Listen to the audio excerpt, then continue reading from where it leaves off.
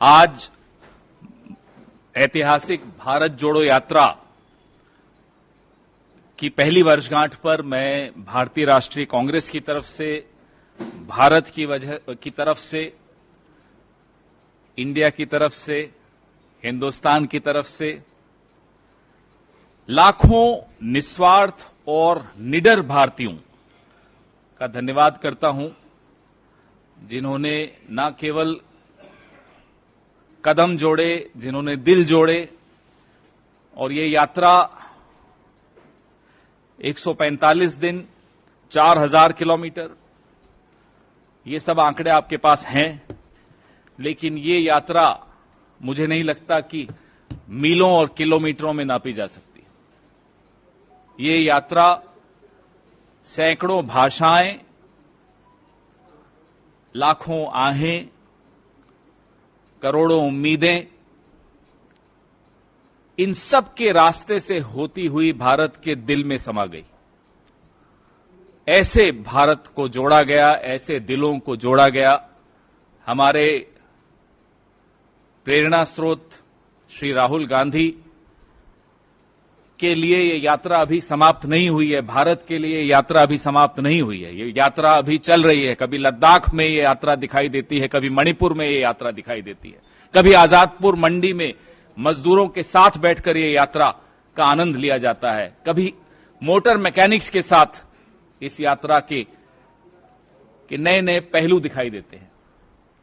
तो ये यात्रा एक अपनी निरंतरता के लिए भी जानी जाएगी। और कुछ दिनों पहले सुनाई दिया कि विदेशों की कुछ यूनिवर्सिटीज में इस पर पीएचडी तक करने की सोचा जा रहा है कि आखिर कैसे यह यात्रा संभव हुई, क्या इसके मायने थे, क्या इसका उद्देश्य था और किस तरह का आत्मविश्वास उन लोगों में रहा होगा,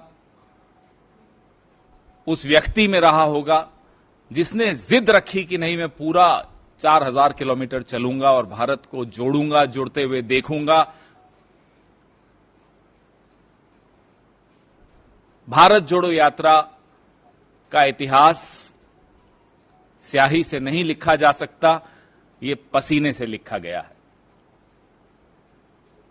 आज जब हम 1 साल पूरा हुआ है भारत जोड़ो यात्रा का, हमें वो सारे नजारे, वो दृश्य, वो मंजर याद आते हैं जब बरसात, बर्फ, सर्दी, गर्मी,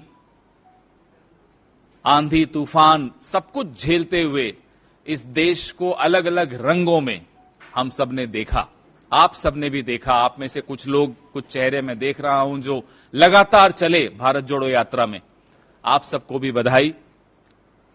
और आप अपनी आने वाली पीढ़ियों को बता पाएंगे कि आप इस ऐतिहासिक पल का हिस्सा थे। षड्यंत्र बहुत हो रहे हैं, उस वक्त भी हुए थे जब भारत जोड़ो यात्रा चल रही थी। इसको विफल करने के प्रयास, मीडिया इसको न दिखा सके वो सारे षड्यंत्र, लेकिन मीडिया ने भी दिखाया, आप लोगों ने भी दिखाया। विफल तो खैर नहीं कर पाए ये लोग, ना कर पाएंगे।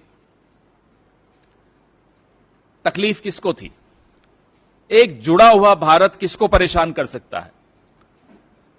आज जब 1 साल पूरा हो गया भारत जोड़ो यात्रा को, तो यह सवाल बहुत ज्यादा महत्वपूर्ण होता है, क्योंकि यह सवाल देश के भविष्य के साथ जुड़ा हुआ है, देश के वर्तमान के साथ जुड़ा हुआ है। कौन है वो ताकतें जिनको एक जुड़ा हुआ भारत पसंद नहीं है, जो अब भारत को इंडिया से भिड़वा रहे हैं? कौन है वो ताकतें? सोना हो या गोल्ड हो, हिंदी में बोलो या अंग्रेजी में, कीमत थोड़ी बदल जाएगी। तो ये जो षड्यंत्रकारी ताकतें हैं, इनका चेहरा बेनकाब हम एक राजनीतिक दल हैं, हमें करने की आवश्यकता नहीं है। आप मीडिया हैं, आपको करने की आवश्यकता नहीं है।